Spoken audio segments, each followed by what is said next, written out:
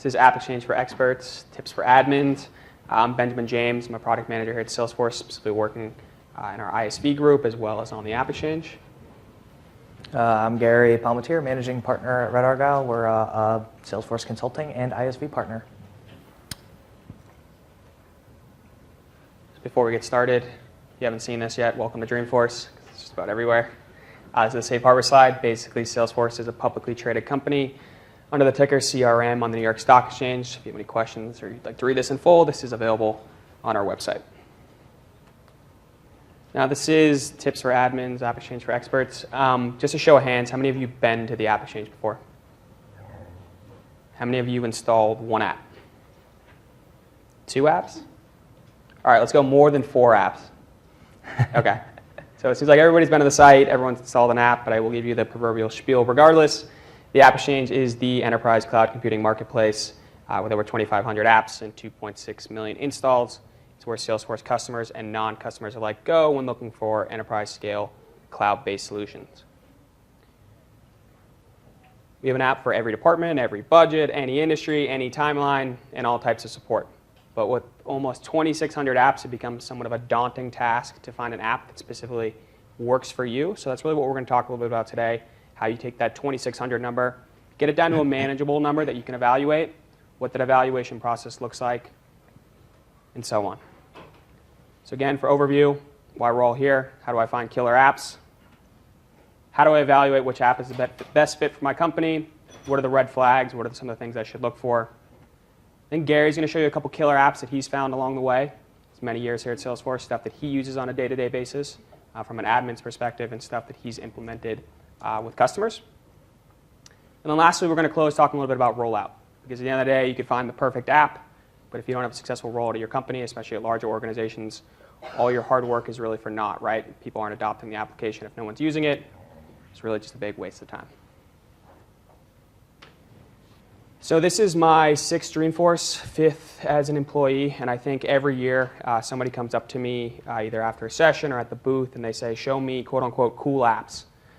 Still don't know what the answer to that question is, so please don't come up to me after the session and ask me to show you cool apps. Usually what I respond with is, tell me something about your day job that you hate, something specifically working with Salesforce that if you could eliminate from your job description, you would, and let's go try to find an app that solves that problem. So obviously you can go to the site at any time, browse around, see what's new, but if you're looking for a specific app, I think it's really important to define success before you even get to the site. So have some clear objectives and goals. What problem are you trying to solve? Know your roadmap. Are you looking for a long-term fix, some end-to-end marketing solution, ERP, or are you looking for a short-term fix, something for duplicate leads, something you're going to use for a couple weeks until you get somebody else hired at the company? Understand your requirements, so definitely help narrow down the almost 2,600 apps to a manageable number. We all work in various editions and have various limits, so knowing this stuff before you actually get to the site definitely helps. If you're running up against an API limit or a custom object limit, that stuff definitely helps as well. Decide on budget, obviously. Are you looking for a free app? Are you looking for a paid app? It's a paid app. Are you looking for a one-time fee, a monthly subscription? What's the range you're willing to pay? And then again, ongoing management. So this is really about rollout, right? So once the app's installed in your org, who's going to be responsible to ensure that that app is successful? Who's going to help users get enabled? Who's going to support that application? Who's going to be the point of contact with the partner whose app you've installed? So again, the million-dollar question while we're all here, how do I go about finding killer apps? I could show you some more PowerPoint slides, but I'd much rather show you the site. I feel like that's a little bit more effective. So let's take a quick demo. So for most of you in the room, this should be a pretty familiar site. This is the AppExchange homepage. Let's see how many apps we're up to. I think it's just about 2,600. Don't want to lie. Yep, 2,569. But the one thing I do want to point out about the homepage is we do have a curator. So a woman whose full-time job, Monday through Friday, 9 to 5, is to eat, breathe, and sleep AppExchange apps. Talks to partners, installs apps. And the homepage really reflects this. So at the top, you have the Salesforce One mobile apps. Obviously, that's a big part of the agenda here this week. And she's curated a section specifically for Salesforce One mobile apps. We also have a featured category for finance apps. And again, these are apps that she either believes are cutting edge or leaders in their space. And we have a whole bunch of featured apps down here at the bottom. So definitely leverage some of the work that she does on a day-to-day basis. Can definitely make navigating the site a little bit easier. So for today's presentation, let's set up let's come up with a little bit of a mock scenario in terms of finding a specific app, or at least narrowing down the almost 2,600 to a manageable number. Let's say I'm the admin of my org, and our salespeople keep complaining about our calendar. They really hate our calendar. We're using Outlook. Meetings are getting missed. We're losing business. And I've been tasked with finding a calendar application. You can very easily just come to the top of the site here and plug in calendar, and our search is pretty good. You'll probably pull back a list of calendar applications, but you'll probably also pull back a lot of other stuff. So what I'm going to do is I'm going to leverage the curated categories we have down here on the left-hand side. As I said, we have a curator. Might as well leverage the work she does on a daily basis. I'm simply going to go into sales. And I'll take you to the sales landing page. Again, we have some more curated apps specifically for sales, but I already know I need a calendar app. And look at that, we have a subcategory for email and calendar sync. I'm going to drill in there. And just like that, we've taken almost 2,600 down to 47. Now, you could evaluate 47 applications, but probably make your head hurt or make you want to quit your job, either or. So let's try to narrow this down a little bit more. As I said earlier, with requirements, definitely good to understand who your company is as a whole, what edition you're working out of, stuff like that. So you see these filters here at the top? You can start using these. I know we're a professional edition customer, so I'm simply going to select professional. And I know we're willing to pay for the app, because our salespeople really hate our calendar. So I'm going to hit apply. And just like that, we're starting to filter down the list again from 26 to a much more manageable number.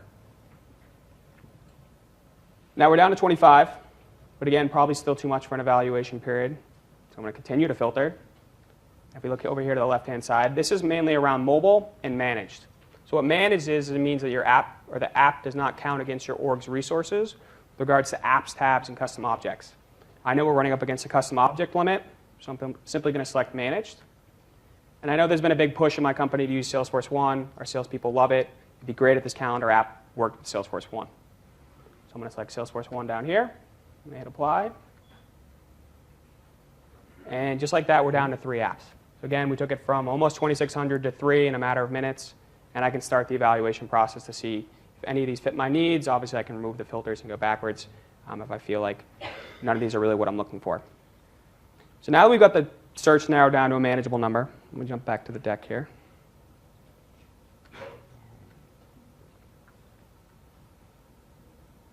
Which one to choose? So again, ideally, you want to be somewhere in the 3 to 6 range when looking for a specific application. This will give you probably enough bandwidth to evaluate each one fully from end to end to figure out which app is the best app for your company. You're going to want to dedicate a significant amount of time for evaluation. So going to the site and saying, I need an app and I need it right now and I want it installed in my org, it's probably not that realistic.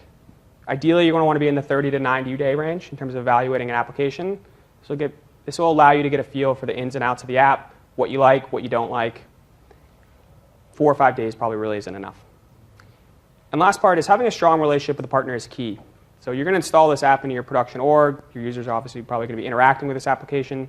You're going to want to ensure that the partner is as committed to the success of the app as you are. So definitely reach out, learn a little bit more about not just the app, but the partner as a whole. And that's something Gary's going to talk a little bit about here in a minute. Definitely try before you buy. So free trials are key to evaluating applications, especially from the AppExchange. Most partners will offer at least a 30-day free trial. If they don't, that is somewhat of a red flag for 2 reasons. 1, they're probably trying to hide something. Or 2, they haven't taken the time to set up the free trial functionality that we offer all of our partners out of the box. If they haven't taken the time to do this, again, that's probably a little bit of a red flag. Maybe they're not as committed to the success of their application as you hope they would be. A fresh and clean trial org with some data works great, but ideally a sandbox to mirror your production instance is perfect. Because again, that's what as close as production as you're going to get. You can get in there, see what the app's going to look like, interacting with your data on a day-to-day basis. Get some of your standard users in there. Again, us admins, sometimes we think an app might be great, but our marketing people, our salespeople might actually hate it. Definitely use a sandbox if at all possible. And my favorite topic, reviews. So with over 44,000 reviews on the site, we think reviews are extremely important. But to be honest with you, don't rule out a particular application just because of the reviews. So if an app has negative reviews, I feel like sometimes you can actually learn more about the application than if it has positive reviews. Simply because with the chatter functionality on the listing, if somebody writes a negative review of an app, the partner has the ability to comment back. So if you see a bunch of negative reviews and no one from the partner has actually responded to those negative reviews, hey, sorry we had a bug, we're pushing a fix, or really sorry the implementation didn't really go well, that's a little bit of alarming. But if you see the partner interacting with their customers, probably a good sign, right? They're committed to the success of their application, and can definitely, I feel like sometimes can actually be a bonus. And the last piece is definitely reach out to the customers directly for first-hand feedback. So since the AppExchange is intertwined with the community, you can actually, and I'll show you this real quick.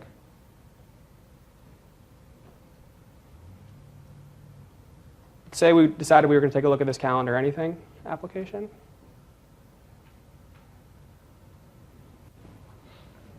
And again, 68 reviews, 5-star reviews, so people really love this app, right?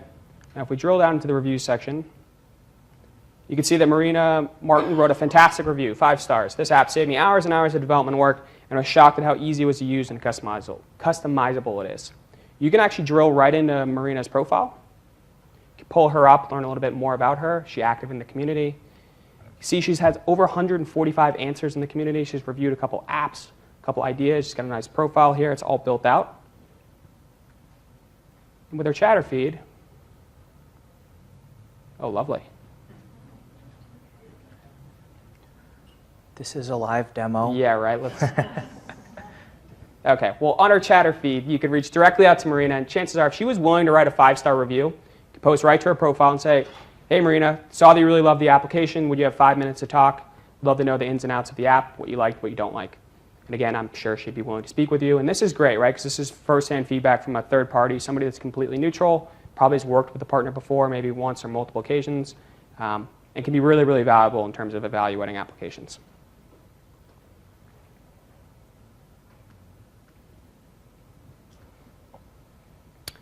And let's say you get to this whole process and you realize there's no application out there that fits my needs, or I'm really still unsure about these 3 apps, which one do people like better, I'm having a hard time, no one's really responding to me in the community, or at least on the reviews.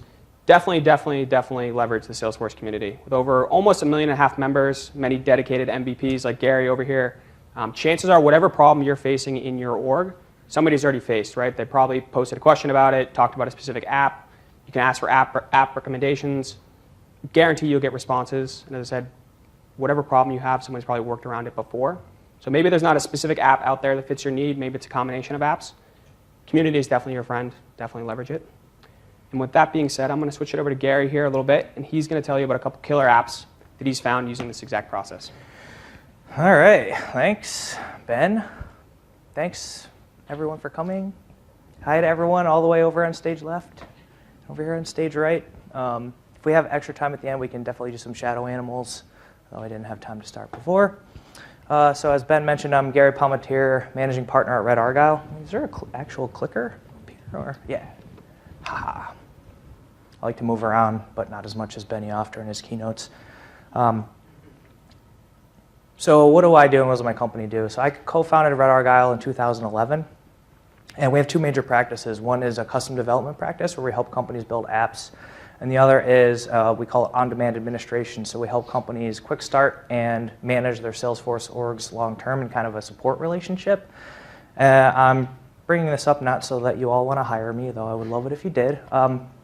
But just because I want to establish, I've been in this space for a while. I've been doing this for a long time. And right now I'm administrating about 75 orgs. A lot of those orgs I've installed a lot of AppExchange apps into. So what I'm going to do is talk through a few of my favorite ones that I tend to see repeat use over and over with my clients because they have a very general type of use case. As Ben was saying, I can't recommend strongly enough. Did anybody go to the admin keynote today? Anybody?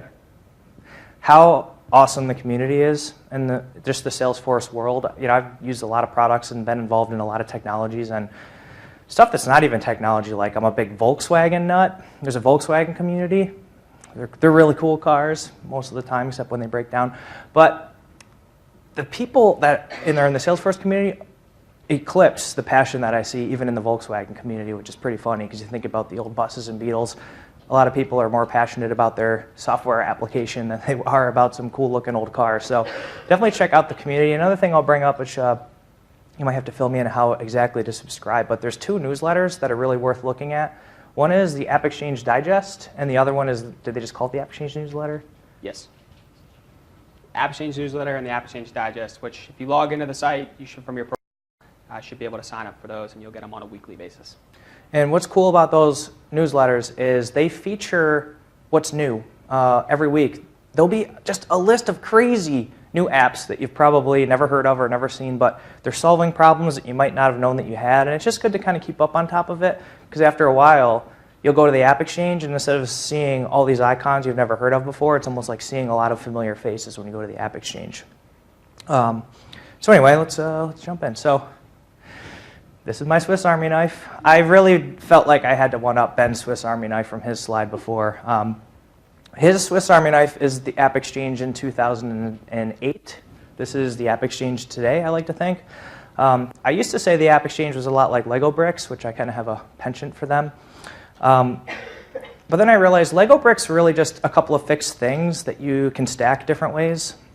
The Swiss Army knife is really a tool that lets you change the reality of the situation that you're working in. You can actually change things and do things that you couldn't otherwise do without it. So, I just like to think it's extremely versatile, and it can make you be like the MacGyver of your Salesforce org. Do things that you don't have to hire developers to do, things like that. So let's talk about some cool stuff. Has anybody ever used this one before?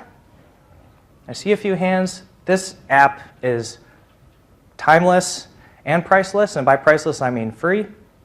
It makes our jobs as admins a lot easier. So what we can do with this tool, load it into the org, we scan all the objects, and it tells us, hey, there's a bunch of fields on these objects that nobody is using. They're not populated very often.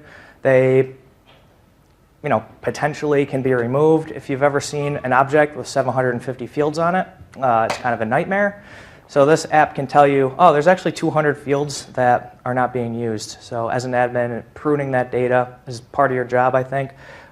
This app can help shine some light on it. I'm a consultant. Most of my clients, one of the first things I do when we engage with a new customer, I install this tool. We scan all their objects and come up with a plan for how to clean up their objects. Here's a close-up. So we can see the different fields and how much they're populated, and just what's going on in there so we can make better decisions. This takes minutes to do, and again, it's free. So this guy, Mike, a friend of mine, wrote this app. Super cool guy. It's totally free, and I think his title is like Chief Cool Dude at Candor, so definitely check it out. My next favorite app, Conga Composer. Anybody here use that? A lot of hands this time. That's awesome. Conga is what I like to call badass as far as AppExchange apps goes. It is super flexible. You can do a ton with it. It's very affordable. They are here on the expo floor. They have a booth. Definitely stop down for a demo. What it lets you do, this is a merge that I built. Their real claim to fame is it lets you take your one object with related objects and display all the data at the same time in a very customizable, templated merge fashion. So this organization had a purchase ordering problem. Every purchase order they wrote was one Excel spreadsheet, and they did 15,000 purchase orders a year. They wanted to move it to Salesforce. Building the data is easy with the platform, but the problem was how do we get all these outputs, and how do we send these purchase orders to our vendors and automate all that? And Conga let them do that. So we take the purchase order record, which is kind of the top half here, and then we take the purchase order details, which is the bottom half, which is a table, and we merge it all together into this Word document, which was then PDF'd, which is then automatically emailed to the supplier through a workflow process, and all of a sudden they're saving 12,000 Excel spreadsheets a year, which is a lot of time, about a half hour a piece, and they lowered errors because they're not manually emailing all this stuff around. So really cool tool, and it's like $15 a user a month, really cheap. And I just love it. Like, I can't speak highly enough of Conga. So there we go. Again, they are in Moscone North Trade Show. Definitely step. They're wearing all of the Hawaiian shirts, although I think a couple companies are doing that now. Next tool I'm a big fan of is, it's called Grid Buddy. Anybody using that one? Yeah, all right. Is anybody tired of people in sessions asking them to raise their hands all the time? Because there's a couple. It's the only way that we have to gather intel. But anyway, I do appreciate that very much. All right, one more question, totally breaking the topic here. Anybody here go to Woodstock? I did a session yesterday, and one person raised their hand. I felt it was awesome. Anyway, so what GridBuddy does, first of all, you can see there's a lot of flavors of it. They've got a free flavor, which frees for me, and frees for you, and frees for everybody. It lets you, here's a nice screenshot. If we look down to the bottom half, it lets you edit a bunch of records, almost like you're in an Excel spreadsheet, but within Salesforce. So you could say, you have an account, you could have a grid with all the contacts. So if you're pounding in 50 contacts and 50 email addresses on those, you could actually do them all in a grid all at the same time and click save once and you're done. You're not bouncing through 20 screens. You can also show, if you look on this mobile, they are mobile now, which is nice for our road warriors. You can show your main object and a whole bunch of related objects and grids at the same time. A good use case, I work opportunities. I have a lot of tasks on my opportunities. Every morning I think, did I actually close all those tasks for the thing that I did? Let me roll up a grid and show all my tasks to make sure I have my data clean up because I got to go meet with my manager in a half hour and I want my data to look good for the reporting that we're going to do. So anyway, this app again is really cheap. I'd say around $10 a user a month if you buy the full version. The free version is free, up to 5 users and 3 unique grids, I think. So, or as an admin, cleaning up data, that kind of stuff.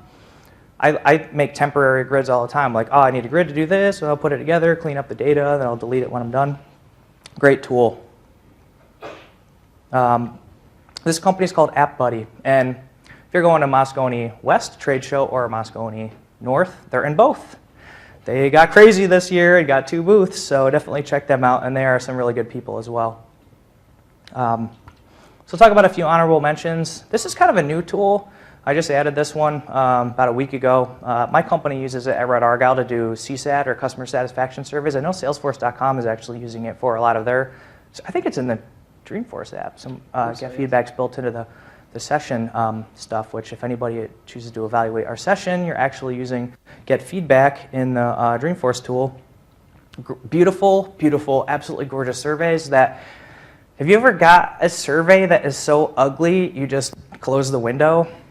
This is the opposite of that. The survey looks so inviting, and it's got just big poofy buttons. It's a lot of fun, it looks good.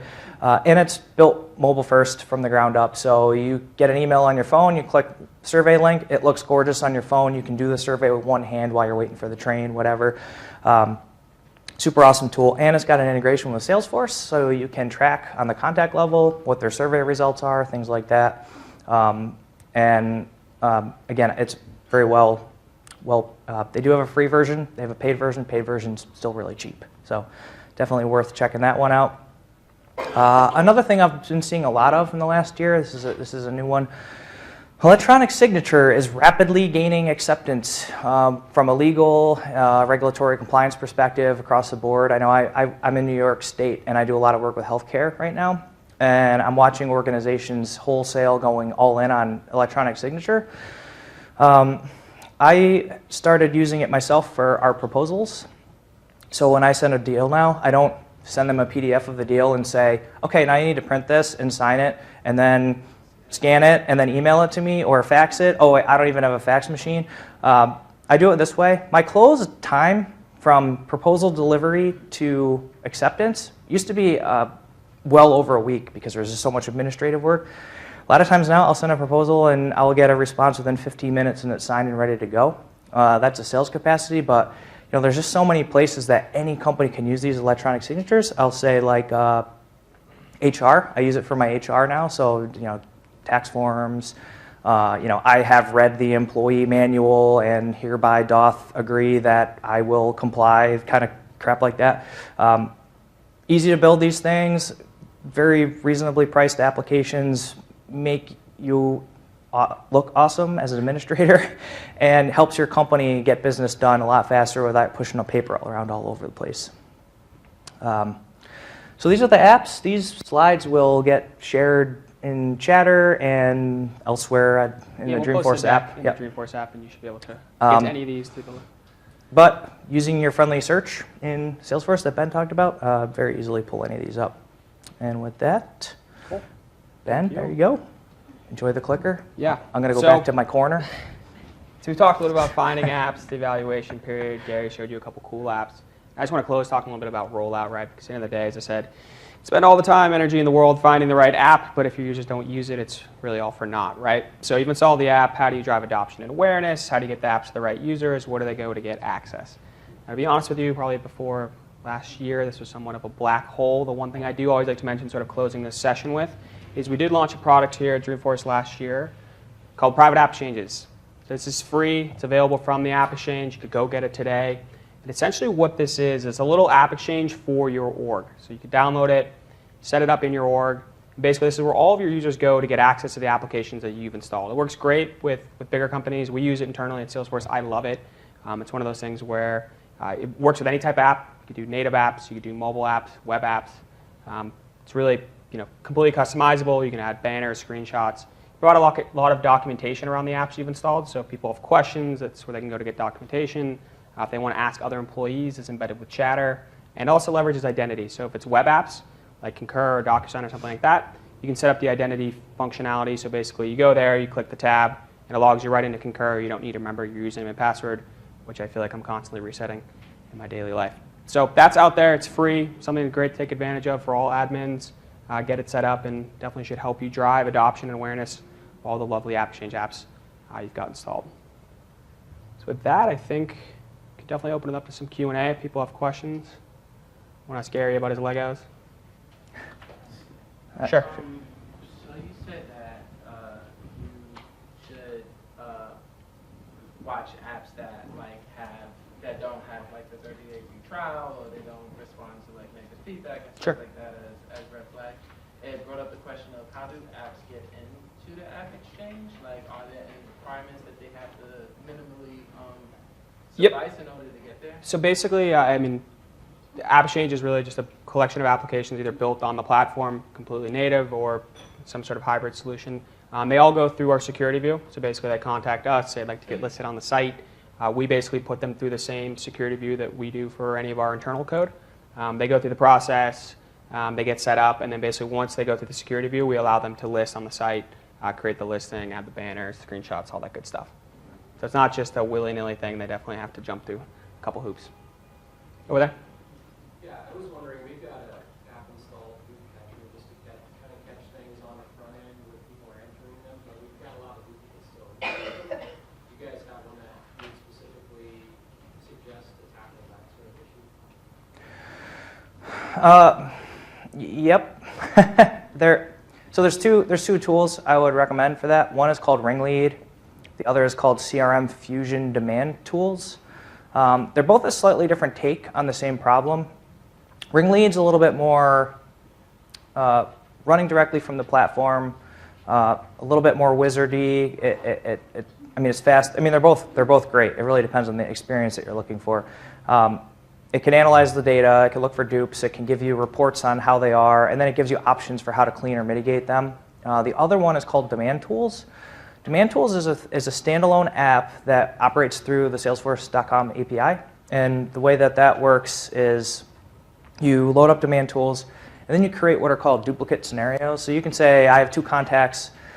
If their email addresses are the same, flag them as a dupe. And then what it does is it goes through all the data in the system that you're evaluating, and it can then create duplicate groups. So every match that it finds, it creates a group. Then you can even do really advanced scoring algorithms. So you could say if the email is mostly the same, give it a 50, but if it's a complete match, give it 100. And then when we do the dedupe, we want to collapse the lower scored record into the high one. It's very, very granular, very strong. So they're both a little bit different experience, but they'll both address the problem of duplicates. It depends on the nature of the way you want to tackle it. In the back there.